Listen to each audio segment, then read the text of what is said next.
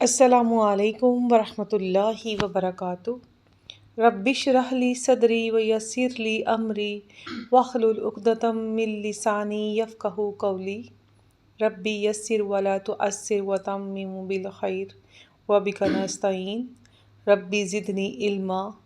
اللہم صلی علی محمد النبی الامی وعلی آلہ وصحبہ وبارک وسلم۔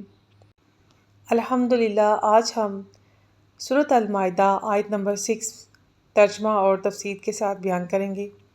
اس میں اللہ سبحانہ تعالیٰ نے وضو کا بیان اور وضو کے چند احکام بتائے ہیں۔ امید ہے تمام بہنیں خود بھی عمل کریں گی اور دوسروں میں بھی یہ پیغام شیئر کریں گی۔ اعوذ باللہ من الشیطان الرجیم، بسم اللہ الرحمن الرحیم۔ سورۃ المائدہ آیت نمبر 6۔ اے ایمان والو، جب تمہارا نماز کے لیے کھڑے ہونے کا ارادہ ہو تو وضو کے لیے اپنے چہروں کو اور اپنے ہاتھوں کو کہنیوں سمیت دھو لو اور اپنے سروں کا مسح کرو اور اپنے پاؤں بھی ٹخنوں سمیت دھو لو، اور اگر تم حالت جنابت میں ہو تو نہا کر خوب پاک ہو جاؤ، اور اگر تم بیمار ہو یا سفر میں ہو یا تم سے کوئی رفع حاجت سے فارغ ہو کر آیا ہو یا تم نے عورتوں سے صحبت کی ہو، پھر تم پانی نہ پاؤ تو پاک مٹی سے تیمم کر لیا کرو۔ پس تیمم یہ ہے کہ اس پاک مٹی سے اپنے چہروں اور اپنے پورے ہاتھوں کا مسح کر لو۔ اللہ نہیں چاہتا کہ وہ تمہارے اوپر کسی قسم کی سختی کرے، لیکن وہ یہ چاہتا ہے کہ تمہیں پاک کر دے اور تم پر اپنی نعمت پوری کر دے تاکہ تم شکر گزار بن جاؤ۔ اذا قمتم الی الصلاۃ، جب نماز کی طرف کھڑے ہونے لگو۔ تو ہمیں اس آیت مبارکہ میں وضو اور تیمم کا طریقہ اور ان کی حاجت کب ہوتی ہے اس کا بیان کیا گیا ہے۔ تو آئیں ہم سیکھتے ہیں کہ وضو کے کتنے فرائض ہیں۔ وضو کے 4 فرض ہیں۔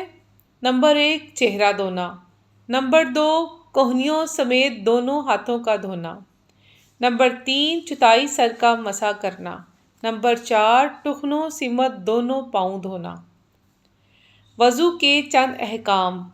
جتنا دھونے کا حکم ہے اس سے کچھ زیادہ دھو لینا مستحب ہے کہ جہاں تک اعضائے وضو کو دھویا جائے گا قیامت کے دن وہاں تک اعضاء روشن ہوں گے۔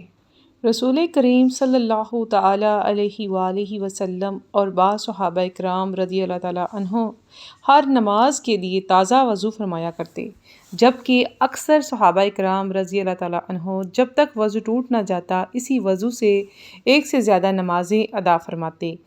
ایک وضو سے زیادہ نمازیں ادا کرنے کا عمل تاجدار رسالت صلی اللہ تعالیٰ علیہ وآلہ وسلم سے بھی ثابت ہے۔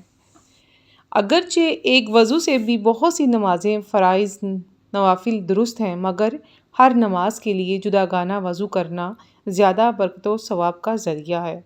بعض مفسرین کا قول ہے کہ ابتدائی اسلام میں ہر نماز کے لیے جداگانہ وضو فرض تھا، بعض میں منسوخ کیا گیا، اور جب تک بے وضو کرنے والی کوئی چیز واقع نہ ہو ایک ہی وضو سے فرائض نوافل سب کا ادا کرنا جائز ہو گیا۔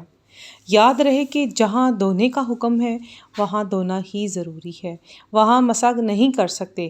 جیسے پاؤں کو دھونا ہی ضروری ہے، مسح کرنے کی اجازت نہیں۔ ہاں اگر موزے پہنے ہوں تو اس کی شرائط پائے جانے کی صورت میں موزوں پر مسح کر سکتے ہیں، یہ احادیث مشہورہ سے ثابت ہے۔ الحمدللہ، آج ہم نے وضو کا بیان اور فرائض بیان کیے۔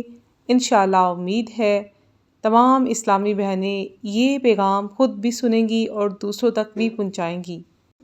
اللہ سبحانہ تعالیٰ نے قرآن پاک میں ارشاد فرمایا، بے شک ہم ان لوگوں کے اجر کو ضائع نہیں کرتے جو اچھے عمل کریں۔